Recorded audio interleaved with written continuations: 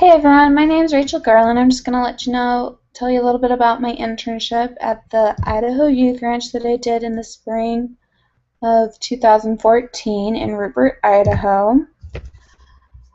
Just a little bit about the Youth Ranch. The Youth Ranch is for helping youth 11 to 18 years old with problems that they've had. A lot of them have had problems with drugs, alcohol. Some of them have problems connecting with their family, and a lot of them have had run-ins with the law, and so this is a way to help them learn and what to do to actually be a productive member of the society. So the way I actually learned about my internship was through Brother Galbraith. I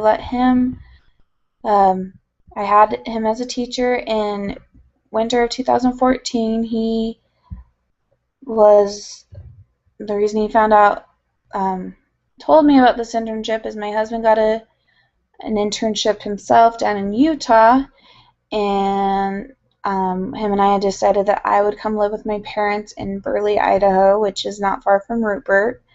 And so Brother Galbraith knew that the youth ranch was over near there, and so he put me in contact with Brother Dennis. Brother Dennis had taken a class to the youth ranch as just ways to let students see what you can do with the degree for either marriage and family, or I believe child development majors were in that class as well. Anyway, so then Brother Dennis put me in contact with the secretary of the ranch at the time. She's no longer there working with the ranch, but through her she put me in contact with the volunteer of the coordinator of the ranch and with the head clinician. And it was mainly through the head clinician that I talked to that I was able to find out what I could do and what if it was even a possibility of doing my internship there. And the head clinician, Laura Cook, was more than willing to take me on, and she understood, having been in the situation of having to find an internship, how difficult it can be to find one. And so through her, I got in contact with the site director and through the volunteer coordinator as well, and went in for an interview. Luckily, like I said, my parents live not too far away, and so I was able to go and do an interview there at the ranch, and they said it was pretty much, when do you want to start and how many hours do you need, which was great for me. I was able to go and tour the ranch at that time and get a better sense of what it would be like to be there at the ranch. So this is the administration building. This is where I spend a lot of my time. It's when you first get to the ranch. It's the main building on the left.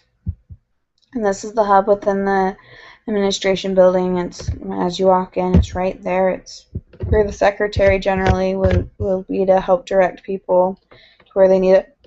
Excuse me, I got the hiccups. Where they need to go. And I spent lots of time behind there doing different things when I wasn't within this office, Laura's office for the youth ranch. One way I was a benefit to the site was organizing files. They had a site review that happened about a week after I left my internship, or excuse me, I was done with my internship, and they were very eager to have extra hands helping organize the files and go through them and make sure nothing was missing and finding anything that was missing. And so I looked through those files more times than I can remember even, but it was good. I was able to learn a lot about the residents and also see how some of them have grown and see how some of them were still struggling with different things of why they had come to the ranch. So that was a good benefit for me. Something else that I was able to do was I was able to help run the group that they had there at the that they have at their ranch. They have 4 different groups that they run, and it's about 4 days a week that they have the different groups, but they just do one per day. And so one way that I helped was after the group was over, I would help write the notes up afterwards, and the clinicians enjoyed that because for them, writing groups wasn't, or not groups, writing notes wasn't always so enjoyable, but it's something that had to be done so that way everyone in the on ranch and on staff would know what was going on with the residents there. And something else that I helped do and did was find videos. The groups were about an hour each, and that was just a little bit too long to do group in. And so I helped find the videos to make it a little bit more enjoyable and also to make a better connection, to have them connect clearer with what we were discussing in the group. And there was even times that I did actually run the group. Most of the time I went with the excuse me, the with Laura to group, but there were times that she had to go run one of the residents into town for a doctor's appointment or even a court appointment. And so instead of canceling group or making Jared, the other clinician, run the group, the 2 different groups by himself, because we did split it. They did have it split up, boys and girls, and instead of making him run both groups in 30-minute time, they had me take over the other group that Laura was in charge of. And that was it. It all went through. My first week was terrifying to, or not my first week, my first time was terrifying to do that, but after that it went well, and luckily I didn't have to prepare the material myself, and they let me know that it was common to feel a little bit nervous your first time running group by yourself. And then the other thing that I helped do was service plans. This is something that they had to do to keep track of and help improve the residents. The residents had to create a service plan within the first month with their clinician of what ways they were going to do better and overcome the struggles that they were having and the reasons why they were there at their ranch. They had friends and family problems of a section on there. They had community areas, like some of them had no idea what they could do in their communities back home to keep busy and out of trouble. And then even caring adults in the community, because some of them feel like they have nobody that cares about them, and especially if they're having problems with their parents and then they don't have anyone to talk to, that can be kind of difficult to deal with.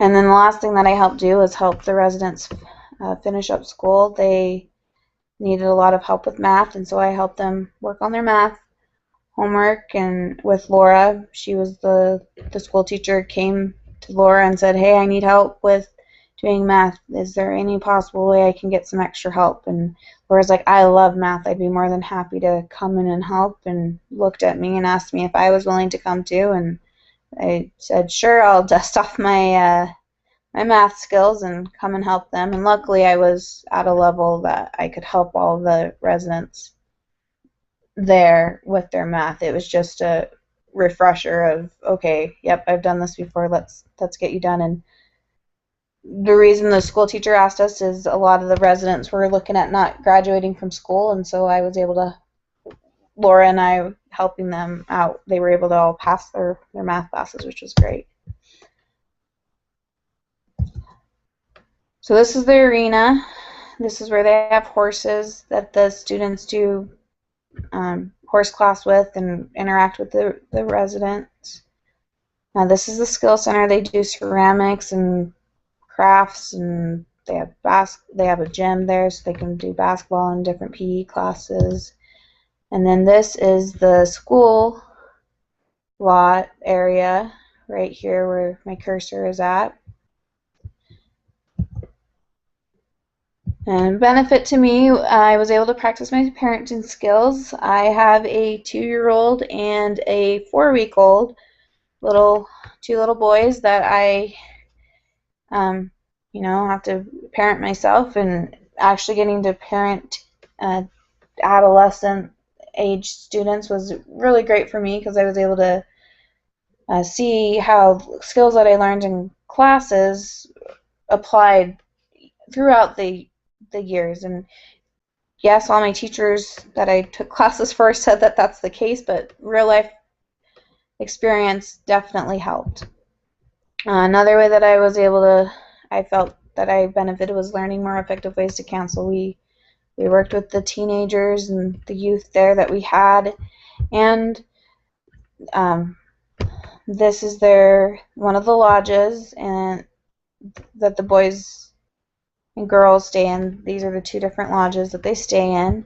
Another way that I learned to effectively counsel was with the family members. We worked with the family members at least once a month, if not more, just depending on what was happening in the lives of the residents. Something else that I liked is I took a adolescent development class a couple of years ago with Brother McCoy, and it was great to actually see adolescent development in my classes, see the residents going through what we had talked about, and just being like, oh my goodness, this really does happen. Being an LDS teenager, you don't always see some of the problems that you can discuss in classes, and so it's really kind of nice to see the different things that adolescents really can go through and experience. And if you were to ask me if I were to recommend the Idaho Youth Ranch for a internship, I would definitely say yes. I loved my time there. I was very sad when I had to end it there. So in order to do that, I would contact Jared Tonks. My supervisor, Laura, is no longer there as she found a new job in Utah. But Jared's great.